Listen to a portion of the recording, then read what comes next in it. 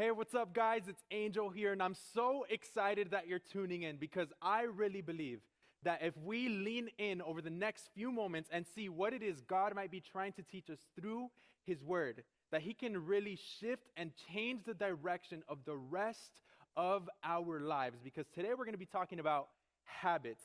And my prayer is that not only that you would experience the fullness of life found in Jesus Christ, but that you would live a disciplined, successful, God-honoring, faithful life to God. And so today's big idea is this. This is what I want you guys to walk away with and constantly remind yourself for as long as you can. And that's this. Our big idea is our habits will make or break us because we become what we repeatedly do. You see, whatever you do daily determines who you become permanently, because we are the outcome of what we repeatedly do. Every single day, every single morning that we wake up, we're constantly building and practicing habits, whether you know it or not. But what is a habit? Well, the dictionary would put it this way. A habit is a regular behavior that becomes involuntary. So let's say for me, every single morning I have this habit of waking up, grabbing my phone, getting on Instagram, and just starting to scroll to see what's going on in the world, to see what all the latest updates are. So a habit is a regular behavior that becomes involuntary. In other words, a habit is something that you do so often that you don't even have to think about doing it anymore. It just kind of happens. Duke University, they did this study and they came up with the results on habits that 40% of what we do every single day comes from habits. Almost half of what we do in our lives is the outcome of the habits that we've established for ourselves. And so if you don't like where your life is headed and you want to change the outcome of where you're going, it's so important that we reestablish some new habits in our lives, because your habits will make or break you, because you will become what you repeatedly do. You see, I've never come across somebody who doesn't want to be successful. I've never come across somebody who doesn't want to have good habits in their life. But before we start talking about all the things that we want to do and accomplish, there's one really important idea that we need to think about and consider and really just ask ourselves first. And so this is point number one. Who am I and who do I want to become? You see, it's so easy to define ourselves by our success, but it's so much more easy to define ourselves by our failures. And that's why before we start with the do goals, we need to really consider the who goals. Before we start looking at all of the things that we want to start doing, we need to know who we are and decide who we want to become. In the Bible, we have this man, and his name is Paul. And he was one of Jesus' disciples. He was one of the greatest apostles, actually, who wrote so much of the New Testament Bible that we read every single day. Or at least I try to. And you would think that because he's a disciple and because he was around when Jesus was doing all of these really cool and crazy miracles that nobody had ever seen before, that he was extra holy, that he never really struggled with sin, or he never struggled with doing bad things. But he tells us otherwise in the letter of Romans chapter 7, where he writes, I want to do what is right, but I just can't. I just keep doing what is wrong. And you see, for you and for me, that may look like, I want to do what is right. I want to stop doing what is wrong. I want to stop procrastinating, but I just can't. I want to stop getting angry and triggered over the smallest things, but man, I just get angry so easily. For some of us, I just want to stop overeating, but every time I see food, it's my weakness. I can't not grab the donut or the slice of pizza.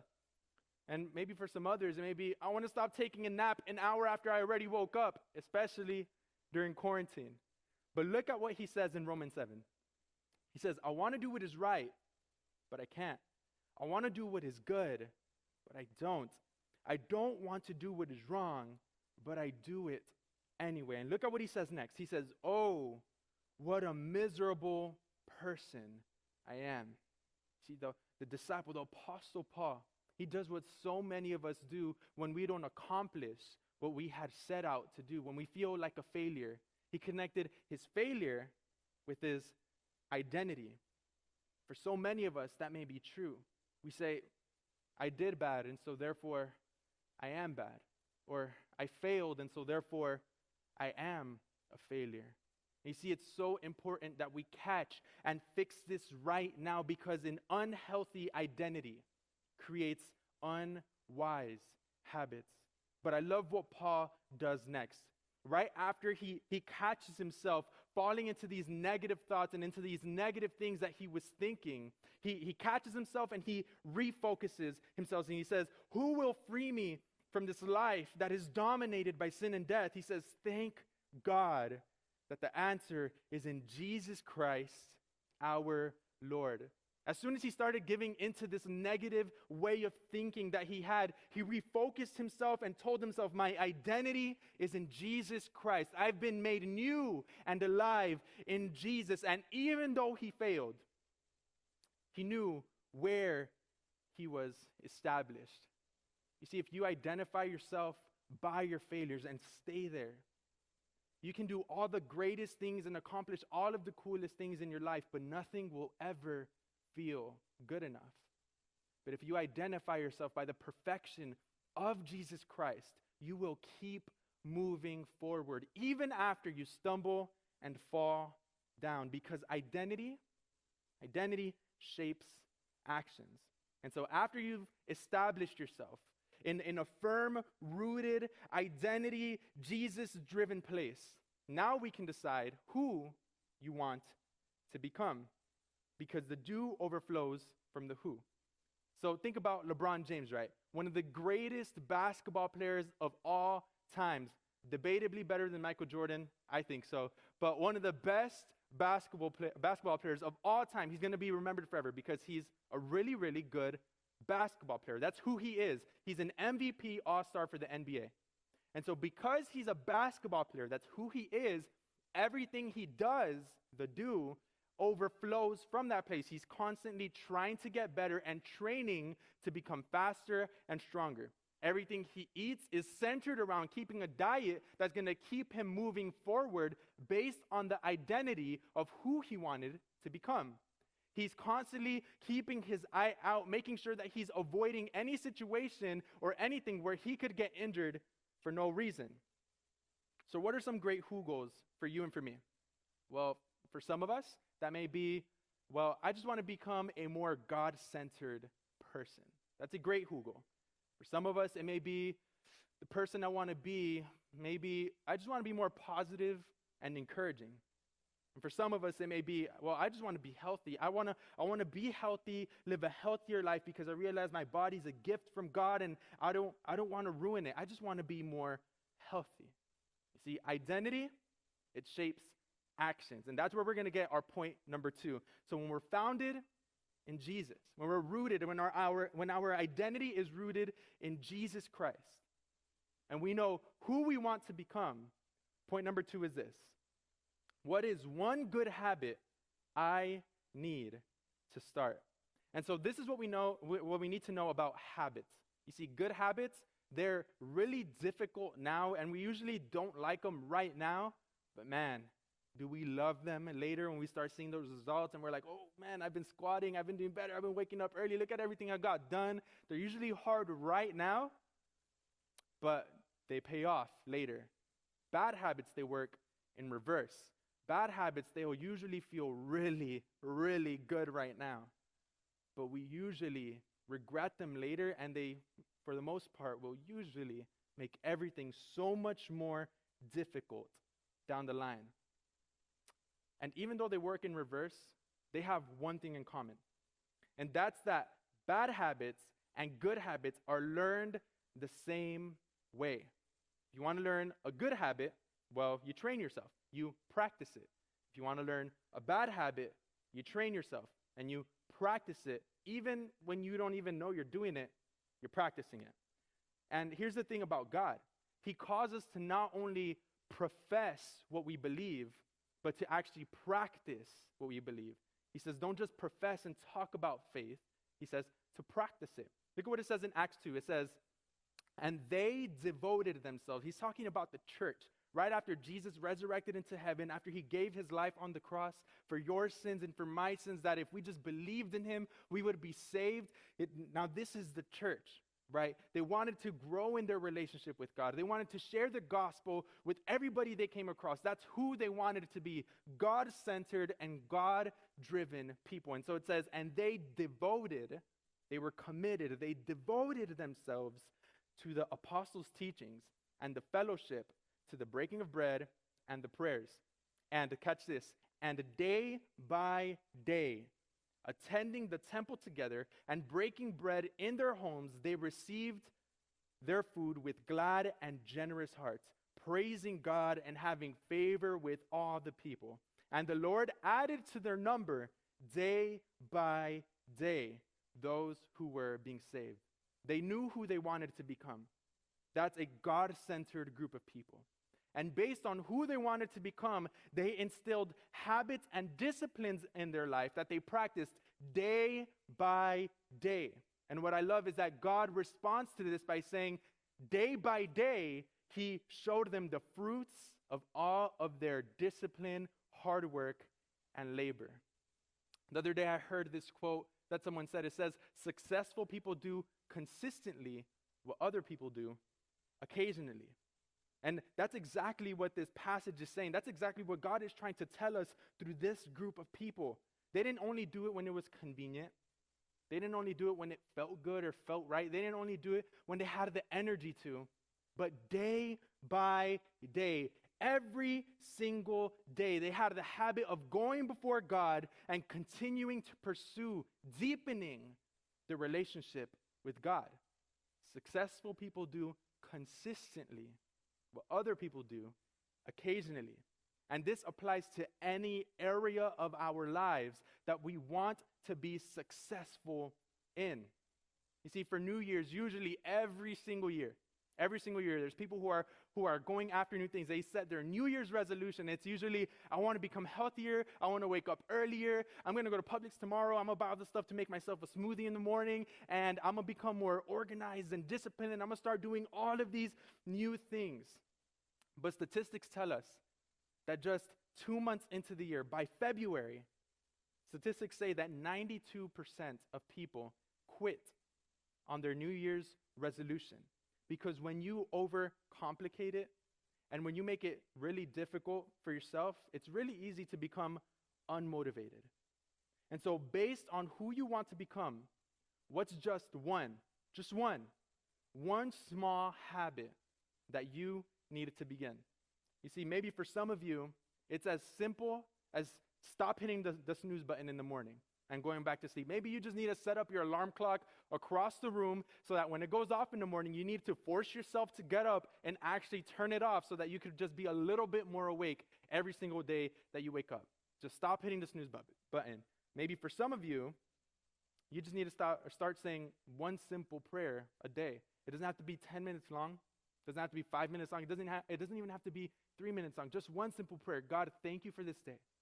Thank you that you've given me the blessings that I see, that I experience, and even the ones that I take for granted that I haven't even acknowledged. And Lord, thank you for giving me the energy to get through the day. Amen. Just one simple prayer. Maybe if you want to become more God-centered and God-driven, maybe you just need to start reading the Bible more, and maybe it's just reading just one verse a day, and let that build up over time. Maybe you want to become more organized. And the one simple, small habit that you need to establish for yourself is that every single morning when you wake up, instead of getting ready, walking out, and leaving, you just wake up, and before you do anything else, before you even brush your teeth, you get up and you make your bed. One small habit. Maybe you want to become more healthy. And the one simple, small habit that you need to do is just once a week. Do one workout for 10 minutes or just even 5 minutes. And see how that begins to build up over time. And look, I understand. I get it. One habit may not seem like much, but guys, don't underestimate what our big God can do through just one small thing. You see, practice, it doesn't just make perfect. Practice usually always makes permanent. And so every single day that you wake up, you need to decide that today I'm going to do something that's going to define me permanently, that's going to be good, that's going to be positive, that's going to be encouraging, that's going to make me be successful in the areas that I know I'm called to be successful in. And so when you've established yourself with an identity so strong in the perfection of Jesus Christ, despite your successes and your failures, and you've decided who you want to become, and you know what one small, just one good habit you need to start. This is point number 3. What is one bad habit I need to stop? Look at what James 1 says. It says, "So get rid of all filth and evil in your lives, and humbly accept the word that God has planted in your hearts, for it has the power to save your souls. But don't just listen to God's word, you must do what it says. Otherwise, you will only be fooling yourself." See, God says to get rid of all of these bad and negative things that you know aren't good for your life, and to begin to implement what you know in your heart you should be doing and what is right. Because if you know what is right but keep doing what is wrong and you're allowing yourself to do it, it says you're only fooling yourself. And so we're going to talk about bad habits. And I want to get a little more personal when it comes to bad habits, because I really believe that as much as you try to press forward and be successful and put good habits into your life and good disciplines that are going to get you to great places, that there can be some bad habits that just don't allow that just don't allow growth in our lives. Here's what I need you to know. The habits you have today are shaping who you become tomorrow. And so here are 2 questions that I want you to ask yourself as we go through these next few bad habits. Do you like where your habits are taking you? And do you like who your habits are making you? And so what are some bad habits in the world that people, some of us, if we're being honest, may be struggling with? Well, for some of us, we may be looking for approval. We're just approval seekers. And so we're constantly looking for the approval and affirmation of other people so that we could finally feel good enough. We're constantly trying to find value in what other people think about us. And so I heard this pastor, he was preaching one day, because this is something huge that I even struggled with in my life, that I know so many of us struggle with. He said, it's better to live for the approval of God than for the applause of people. You see, God didn't save you so that you could seek your approval from other people. He didn't save you so that you could look for your approval in the lives of what other people think. He saved you so that you could live from the approval that He has already declared over your life, that He has already protected you, chosen you, loved you, that He's already approved you despite where you may be in your life, despite the mistakes and sins or whatever the case is that you may have committed, that He has already says, I love you, I choose you, and I approve of you. Someone you may know, or maybe some of us may be struggling with gossip. A bad habit we may have that a lot of people really do have is gossiping. See, just talking behind other people's backs, instead of viewing them through the forgiving and loving eyes of Jesus Christ. You see, here's the honest truth about gossiping. If you find yourself gossiping, or you know of somebody who does gossip, it's usually because they're not happy with their own life. And so if this is you, if you're not satisfied, if there's just something wrong, something's not clicking, if you're just not happy with where you are, you have leaders and people who care about you, who want to teach you how to navigate your feelings better than gossiping and talking behind people's back, who want to teach you how to love and forgive how Jesus loved and forgave you. See, if this is you, people all around you who care, just tell us, and we're here for you. See, people who gossip usually aren't happy with their own life. And the fact of the matter is that if somebody's going to you and talking behind somebody else's back and gossiping, chances are that they're going to someone else and gossiping about you behind your own back. For some of us, a bad habit that we may have is that we're just avoidance addicts. We just avoid every bad situation that we face. Instead of facing it head on and trying to fix it and trying to find our way through it and trying to figure out what the best solution is, we just avoid the problem as a whole. We run away from it and we try to blind ourselves from all of the bad and wrong things, the broken things that are happening in our lives. And this happens so often, and sometimes we don't even know what's happening, and sometimes we do. You see, so many people will run to try and forget about everything that's happening around them with binging on YouTube videos, right?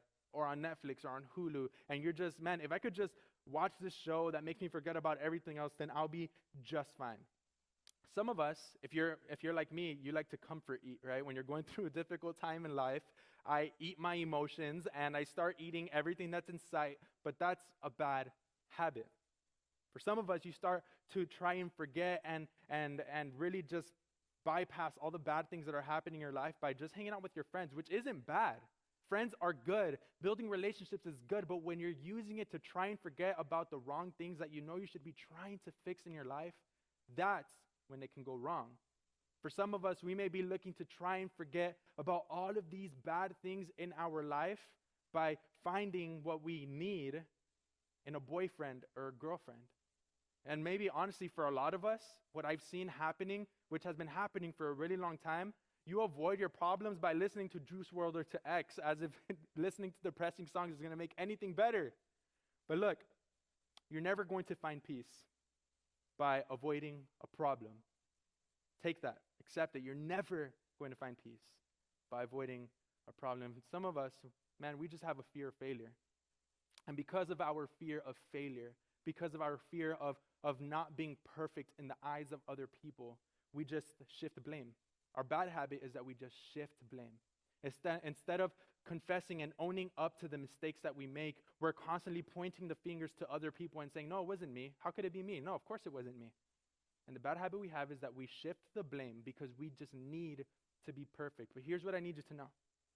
That every time you shift blame, you're actually defecting a point of opportunity where God is just trying to transform your heart.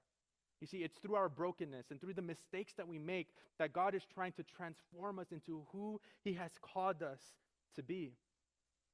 And maybe because of our fear of failure, we have a bad habit of not taking steps of faith. You see, some of you, you know you should be doing something that God has so obviously told you to do.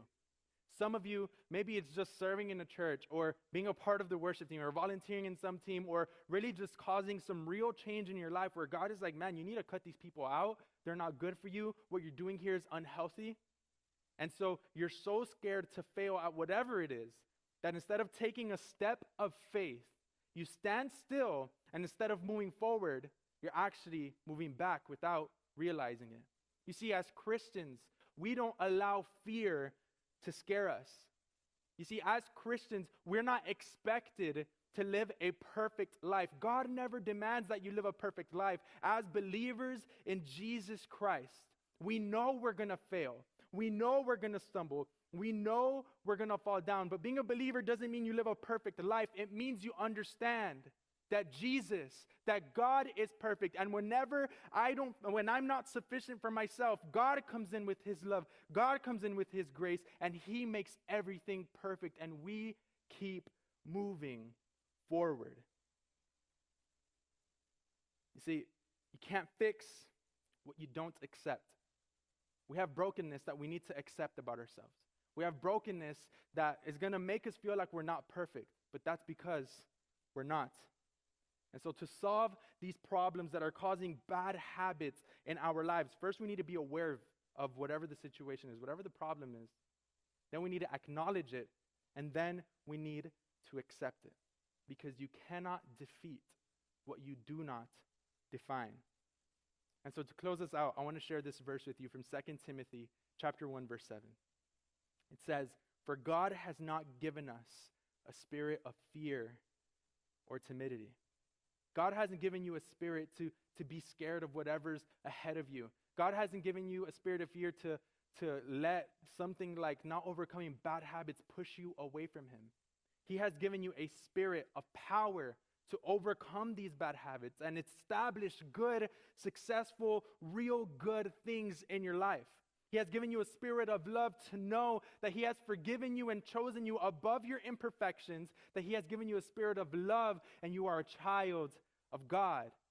And he has given you a spirit of self-discipline, that you would be able to discipline yourself, to take on good habits as you cancel out bad habits in your life. And so when you've established yourself, your identity, everything you are in the perfection found in Jesus Christ, and you know who you want to become, decide what's one good habit that I need to start. What's one bad habit that I need to stop? Because your habits will make or break you, because you will become what you repeatedly do. And so, guys, I hope this was encouraging. I hope this helped you. If you have any questions, if you need anything at all, reach out to a leader. We're here for you guys. Love you guys. Peace, and I'm praying for you. Bye.